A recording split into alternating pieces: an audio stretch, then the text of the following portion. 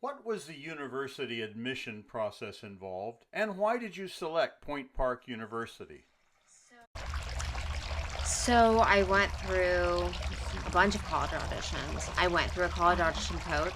I went to Dallas in like September, and I auditioned for a bunch of different schools. And I had, honestly, genuinely the best connection with like Ziva in the room. Just like she like looked at my table of contents, and like we picked some songs, and like we like workshopped in the room, and that's kind of when I knew. And it was like my very first audition of the entire like college audition weekend, and I was like, it was just perfect. Like I knew I really liked her, and like I wanted to go there. And I auditioned through that, and I auditioned through callbacks at Unified in like September or in January,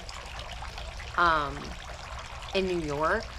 They do New York and Chicago and I think LA in like January, and they do callbacks there, and you have to get academically accepted, and then you also have to get artistically accepted. So you have to do different stuff for everything.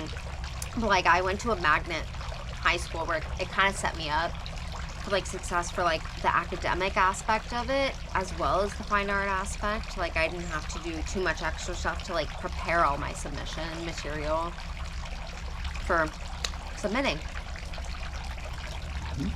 How did the classes differ with a performance degree from the traditional academic course load?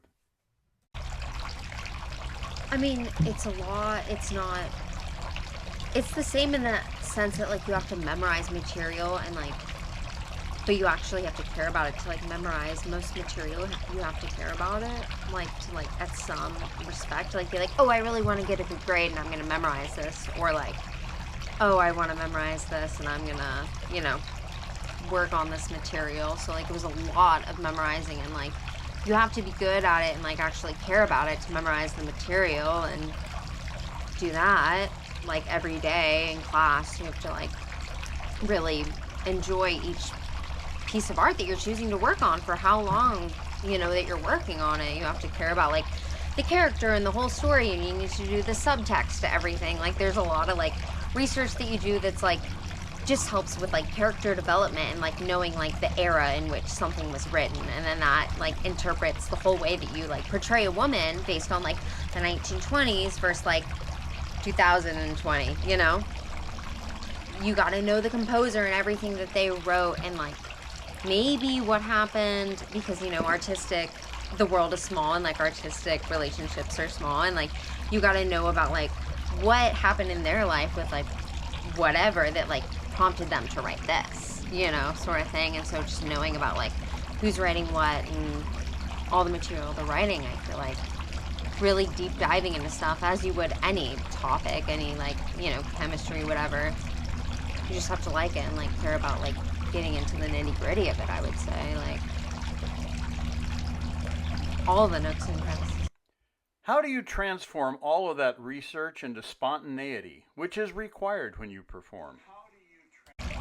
That's I feel like some of the hardest thing for me in college was like being able to like take all this, because I liked doing all the work and like getting it all on paper and being like, oh, this is helping me, but then it's like you can't rely on that to make a good performance. So it's just like knowing it and like really liking like the character and just putting yourself in their position without like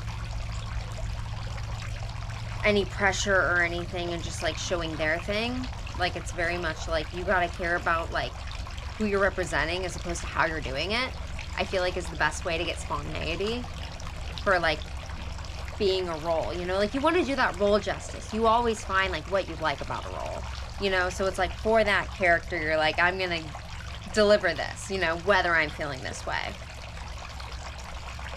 And that gives spontaneity, I feel, because then you just get lost in like when you're really performing, like you get lost in the way the audience is receiving it or not receiving it, and whether you like highlight certain things in a scene as opposed to not highlight it. What were the primary skills that your courses stressed and refined?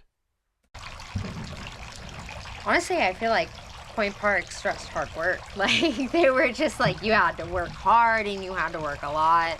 I feel like that's a good thing and a bad thing, because you want to work hard, but you don't want to, like, get so, like, bogged down in the text work of something that's a very abstract thing, really, you know?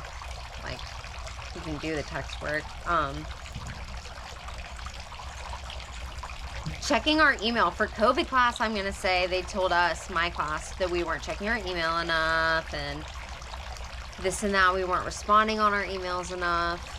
So I would say that was, like, one of the biggest things. Ziva, off the bat, stressed and, like, hard work. Like, What advice would you offer a prospective drama student? probably just to find, like, whatever program you like and, like, work on what you're least great at the most, whether that be singing or acting or dancing. Like, I think you really have to work on what you're least best at in this day and age. Like, you can be so great at singing and acting, but, like, there's only so many people that are going to be spotted just for their, like, singing or acting, or just for their dancing and singing. And, like, you want to be at the right place at the right time. You want to be prepared for that. So I would definitely say, like, work on what you're least competitive at, honestly. And, like, find the material that you actually enjoy singing, whether you think it's actually impressive or not. Whatever you think represents you as, like, an actor, and, like, the whatever roles you can say, I'm gonna sing this song and, like, I can see myself for X, Y, and Z roles, you know, and, like, other people see that. Like, use that material that also makes you happy and you feel impressive at, you know, and, yeah. What are some of the techniques you use to sell yourself for a role? Sell myself for a role, usually I was told 100% to, like, go in for that. Like, definitely hint at, like, the style. Like, if it's Grease, like, don't go in just wearing, like, Converse and, you know, capri, you know, black bottoms and that sort of stuff, and a leather jacket. But, like, hint at it, like, show that you can be viewed in that era. Definitely hint the physicality and the vocal technique of that time period. But don't, like, totally 100%, like, nod to just everything that era and time. And, you know, it's a fine line. It's still honestly something that I feel like pop rock's a really great example. That, like, jukebox musicals are so, they're doing so well, but it's also like, how do I perform this song that's like a concert song that, you know, it's like, let's jump up and dance and let's do this, or it's like, I'm trying to make a, like, whole backstory and, like, take you on this whole journey of this song that's just a mashup of someone else's music. And, you know, each casting office apparently wants different things. Is something that, like, in my acting lessons I've been being spoken to, like, you'll know for each office, like, oh, they prefer you to do it like it's a concert, or oh, they prefer you to do it like, you know, there's a whole backstory and there's all this stuff with it. So, you know, there's no right or wrong. I think it's the most frustrating thing about it. You just kind of have to find what people like about you or don't like about you as an actor, and just kind of modify it and be on your feet of, like, who likes what, and really just about, like, giving. Like, you know, you can't just have something that you prepared for yourself that you think is so good and you're excited to show people. Like, it's like being able to modify it and know, like, what they kind of want in that moment. Like, if they're casting a show, you know, and, like, what's just going around right now in the world that they would want to kind of bring into their play and, like, have just, like, you know, little outlines of, I feel like, in their adaptation of something. What were the highlights and pleasant surprises of your academic experience? Academic experience. I did, like, all my classes virtually, unfortunately, all my academic classes virtually. But I really liked writing the just English class. I feel like we took oral comm first and some other stuff, and that was great. Like, I liked writing about just like my experience based on like whatever they wanted, you know, whatever the prompt was. I'm glad I didn't have to do too much math. Honestly, I suck at math. Math has always been my worst thing. All my teachers were just like, wow. I would have to lock myself up in middle school to memorize math, and I still just didn't come naturally to me. I liked language arts, writing, anything not with numbers. So it was great that I only had a few academic things to do. Performance-wise, what was the highlight of one of your college productions?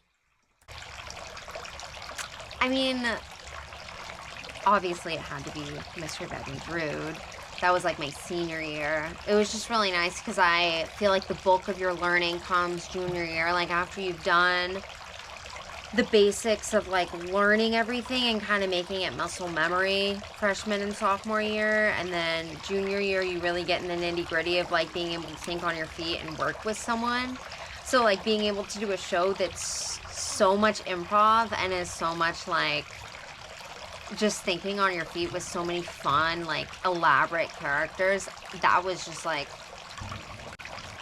it's just the best thing on stage when you're just like literally having fun with your friends and you're having fun with the audience. And that was like the highlight of it. Like, yeah, like it was fun to like wear a huge costume, you know, and like be like, you know, the damsel in distress. Like it was fun, but like at the end of it, like the actual just playing on stage and like thinking on your feet and, you know, making your friends laugh. Like we were like genuinely laughing, of course, on stage. Like it's so much improv, you know. That was like the highlight, definitely.